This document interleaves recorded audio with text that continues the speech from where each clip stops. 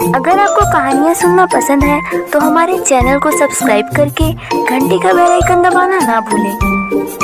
दोस्तों, इस कहानी को सुनने के बाद आप हमारे चैनल में जाकर हमारी पिछली कहानियों को भी एक बार ज़रूर सुनें, क्योंकि हम आपके लिए एक से बढ़कर एक कहानियाँ लाते रहेंगे, तो आप हमारी कोई भी कहानी मिस ना करें। रात के 9 बज रहे थे। मधु अपनी दोस्त ईशा के बर्थडे पार्टी से वापस घर लौट रही थी। घर पहुँचते ही मधु ने घर का दरवाज़ा खोला और अपने रूम की तरफ जा रही थी। तभी उसे अपने माँ पापा के कमरे से अजीबोगरीब आवाज़ आने लगी। मधु की माँ शीतल 3 दिन पहले ही अपने मायके जा चुकी थी। माँ की अनुपस्थिति में भी पिता के कमरे से किसी गैर औरत की आवाज़ सुनकर मधु हैरान हो गई। मधु चुपके से सहमे कदमों के साथ अपने पिता किशोर के कमरे के पास जाती है और बहुत हिम्मत करके मधु ने दरवाजे को हल्का सा धकेलते हुए देखा कि उसके पिता किसी गैर औरत की बाहों में लिपट कर बैठे थे। ये सब देखकर मधु की आंखें फटी रह गई और दिल दहल गया। मधु उल्टे कदम अपने कमरे में गई। पसीने से लथपथ मधु ने कमरे का दरवाज़ा अंदर से बंद किया और लगभग 4 गिलास पानी पी गई। मधु गहरी सोच में डूब गई। उसने फैसला किया कि जैसे ही कल उसकी माँ शीतल घर वापस आएगी तो वो अपनी माँ को सारी बातें बता देगी। दरअसल किशोर मधु का सौतेला बाप था। 4 साल पहले ही मधु के पिता की मौत हो चुकी थी, जिसके बाद मधु की माँ शीतल सदमे में चली गई। अपनी माँ का दुख मधु से बर्दाश्त नहीं हुआ और उसने फैसला किया कि अभी तो उसकी माँ की पूरी ज़िंदगी पड़ी है और मधु नहीं चाहती थी कि उसकी माँ शीतल को अपनी ज़िंदगी अकेलेपन में गुजारनी पड़े। इसलिए मधु ने अपनी माँ शीतल की शादी उसके कॉलेज के प्रेमी किशोर से करा दी। लेकिन आज ये सब देखने के बाद मधु को अपने फैसले पर पछतावा होने लगा और उसे लगा कि उसने अपनी माँ की शादी बहुत ही गलत इंसान से करा दी, जो उसकी माँ को धोखा दे रहा है। मधु रात भर कमरे में इधर से उधर चलकर सुबह होने का इंतज़ार कर रही थी, लेकिन अचानक मधु की आँख लग गई और वो गहरी नींद में सो गई। सुबह उठते ही मधु असमंजस में पड़ गई, क्योंकि कमरे से बाहर निकलने की हिम्मत ही नहीं हो रही थी। मधु किशोर का चेहरा भी नहीं देखना चाहती थी। ऐसे करते करते सुबह के 10 बज गए। मधु को उसकी माँ का कॉल आया और उसने बताया कि आज वो नहीं आ सकती, क्योंकि उसकी फ़्लाइट कैंसिल हो गई है। अपनी माँ की नहीं आने की खबर सुनकर मधु ने सोचा कि वो दिन भर एक ही घर में किशोर के साथ नहीं रह सकती। मधु सीधे कॉलेज चली गई और कॉलेज ख़त्म होते ही अपनी दोस्त ईशा के घर चली गई। शाम तक मधु ईशा के ही घर में रही। रात होते ही मधु वापस अपने घर चली गई। मधु किशोर का सामना नहीं करना चाहती थी, इसलिए वो दबे पैर अपने कमरे में जा रही थी। तभी मधु को उसके पिता किशोर के कमरे से आवाज़ आई, मधु ज़रा मेरे कमरे में आना। ये सुनते ही मधु की धड़कनें तेज़ हो गई। एक तो पहले से ही कल रात वो अपने पिता को किसी गैर औरत के साथ आपत्तिजनक अवस्था में देखकर परेशान थी। ऊपर से किशोर का मधु को अपने कमरे में बुलाना मधु को खटकने लगा। फिर भी मधु हिम्मत करके अपने पिता किशोर के कमरे में गई। किशोर ने कहा, सुनो मधु, मेरे सिर में ज़ोरों से दर्द हो रहा है, ज़रा बाम लगा दो। मधु ने इनकार करते हुए कहा, भगवान ने आपको भी 2 हाथ दिए हुए हैं, खुद लगा लो। किशोर ने कहा, अगर आज तुम्हारा सगा बाप जिंदा होता तो क्या तुम उन्हें भी यही जवाब देती? मधु ने गुस्से में कहा, खबरदार, जो अपनी गंदी ज़ुबान से मेरे पिता का नाम लिया, और तुम मेरे पिता बनने के लायक ही नहीं हो। इतना कहकर मधु वापस अपने कमरे में जा रही थी। तभी किशोर ने उसका हाथ पकड़ लिया और कहा, इतनी भी भोली मत बनो मधु, अब तुम बड़ी हो चुकी हो, मेरी बातों का मतलब तो समझ आना चाहिए। मधु ने कहा, मेरा हाथ छोड़िए, और ये सब क्या कह रहे हैं आप, साफ साफ कहिए।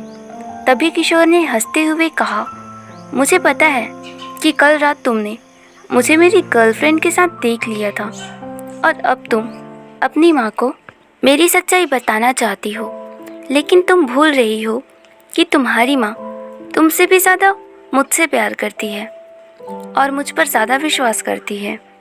मैं उन्हें साफ साफ कह दूँगा कि तुम झूठ बोल रही हो, इसलिए तुम्हारे लिए अच्छा होगा कि तुम अपना मुंह बंद रखो और चुपचाप मेरी बात मान जाओ। तुम मुझे खुश रखोगी तो मैं तुम्हारी माँ को खुश रखूँगा। मधु ने कहा, आप कहना क्या चाहते हैं? किशोर बोला, देखो मधु, लंबे समय तक एक ही खाना खाकर कोई भी इंसान बोर हो जाता है, वैसे ही मैं भी तुम्हारी माँ से बोर हो चुका हूँ और अब तुम भी जवान हो गई। बस तुम मेरे अरमानों को पूरा करो और मेरा अकेलापन दूर करो। मधु ने बड़े ही क्रोध से कहा, आपको शर्म नहीं आती? एक तो मैंने आपको रंगे हाथ तो पकड़ा, ऊपर से आप मुझे ही ब्लैकमेल कर रहे हो। आपको क्या लगता है कि मैं आपकी बात मान जाऊंगी? कभी नहीं। मैं आपकी सच्चाई माँ को बता के रहूंगी। इतना कहकर पैर पटकते हुए मधु अपने कमरे में चली गई। अगली सुबह मधु ने देखा कि उसकी माँ शीतल घर आ चुकी थी और जैसे ही वो अपनी माँ के पास गई तो उसकी माँ ने मधु को चिल्लाते हुए कहा, बेशर्म, नीच, कम से कम रिश्तों का तो लिहाज कर लिया होता। मधु ने अपनी माँ से पूछा, क्या हुआ माँ, मैंने क्या कर दिया? आप ऐसे क्यों बात कर रही हो? शीतल ने कहा, अब इतनी भोली मत बन। कल रात ही मुझे किशोर ने फ़ोन में सब कुछ बता दिया था कि कैसे तूने किशोर को ज़बरदस्ती शारीरिक संबंध बनाने के लिए फ़ोर्स किया। मधु ने अपनी माँ से कहा, माँ, ये इंसान झूठ बोल रहा है। मैंने नहीं, बल्कि इसने मुझसे ज़बरदस्ती करने की कोशिश की। शीतल ने मधु से कहा, अच्छा, तो अब तुम झूठ बोलना भी सीख गई। तुम भूल रही हो कि किशोर तुम्हारे पिता है। भला ये क्यों ऐसा करेगा? मधु बोली, क्योंकि मैंने परसों रात में ही इन्हें किसी गैर औरत के साथ आपके कमरे में देखा था और ये नहीं चाहता था कि मैं आपको ये सब बताऊं। इसलिए मेरा मुंह बंद कराने के लिए इन्होंने मुझे ब्लैकमेल किया और ये आपसे बिल्कुल भी प्यार नहीं करता। ये बस आपको धोखा दे रहा है। इसने कहा कि ये आपसे बोर हो चुका है, इसलिए ये चाहता था कि मैं इसके साथ शारीरिक संबंध बनाऊं।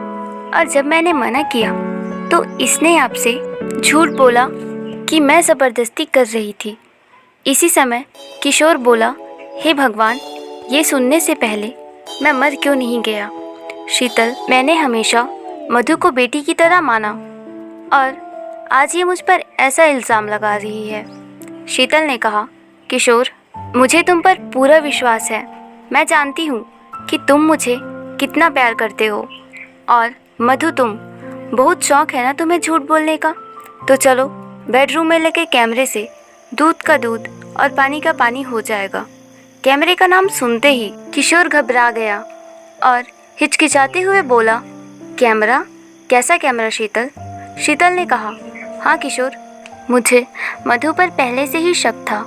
इसकी नज़र तुम्हारे लिए खराब थी, इसलिए मायके जाने से पहले ही हमारे कमरे में कैमरा लगा दिया था ताकि मधु की काली करतूतें सामने आ सके।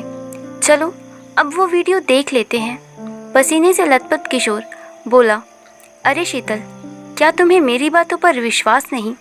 वीडियो देखने की क्या ज़रूरत है? मैं बोल रहा हूँ ना कि सारी गलती इस मधु की है। शीतल, क्या यही है तुम्हारा प्यार? मेरी ज़ुबान तुम्हारे लिए काफ़ी नहीं। शीतल बोली, मुझे पता है किशोर कि तुम बिल्कुल सच कह रहे हो, लेकिन मधु को उसकी करतूतें दिखाने तो दो। शीतल कमरे में जा ही रही थी, तभी किशोर ने शीतल का हाथ पकड़ा और कहा, तुम्हें मेरी कसम शीतल, आज तुम्हारे प्यार का इम्तिहान है। तभी शीतल ने किशोर को जोरदार तमाचा मारा और कहा, मैं वो वीडियो पहले से ही देख चुकी हूँ और तुम्हें क्या लगता है तुम मेरे पीठ पीछे ये सब करोगे और मुझे पता भी नहीं चलेगा? मुझे तुम्हारे बारे में 1 हफ्ते पहले ही पता चल गया था। मैंने तुम्हें किसी लड़की के साथ किस करते देख लिया था और तभी से मैंने तुम पर नज़र रखनी शुरू कर दी। और मैंने वो कैमरा मधु के लिए नहीं बल्कि तुम्हारे लिए लगाया था। हद तो तब हो गई जब तुमने मेरी ही बेटी को अपना शिकार बनाना चाहा, जो खुद तुम्हारी भी बेटी लगती है। पर अब और नहीं, इससे पहले कि मैं कुछ गलत कर जाऊं, निकलो यहाँ से और दोबारा अपनी शक्ल तक मत दिखाना। उस दिन के बाद मधु और उसकी माँ शीतल दोनों माँ बेटी खुशी खुशी रहने लगे।